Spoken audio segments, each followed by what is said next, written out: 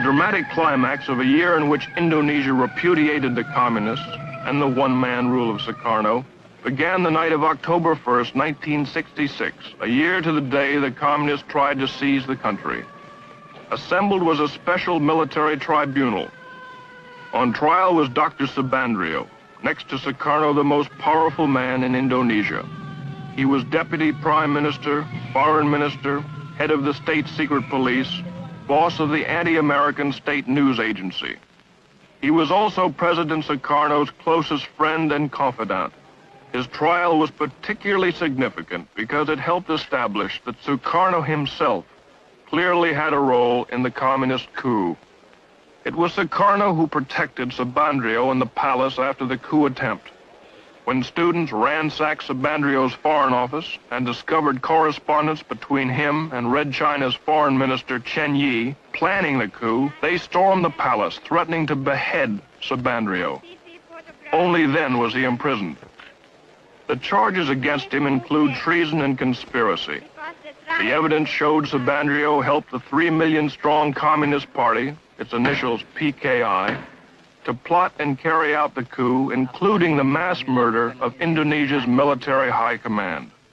It was charged that he welded the Indonesia-Peking axis, stole government funds, invented stories to discredit the United States, and conspired with Red China to smuggle guns to Indonesia's communists. Haji Dr. Subandrio. Haji Dr. Subandrio pleaded innocent to all the charges.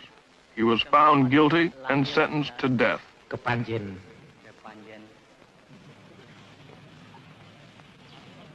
Hundreds more involved in the PKI coup are in prisons.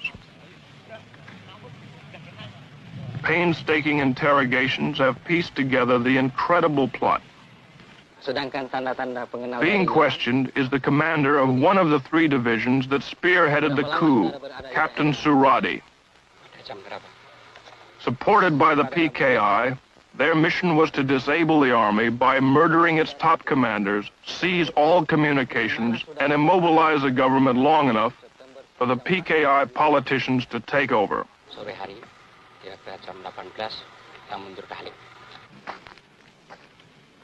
The cells on death row are filled with the plotters.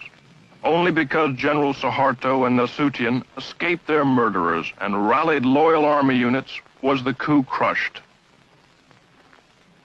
Colonel Latif here tried to kill General Nasution, was wounded in the process, and now awaits trial.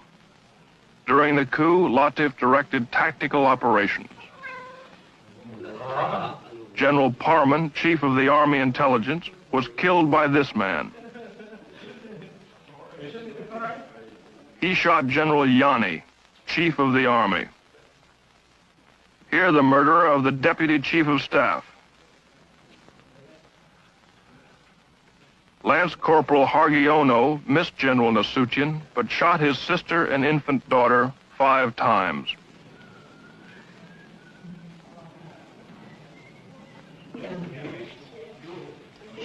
Terror and bestiality was a calculated part of the PKI plan. They even had special mutilation squads made up of girls. The night of the coup, Enda here tortured Nasution's aide to death with a razor. They call it death of 1,000 cuts.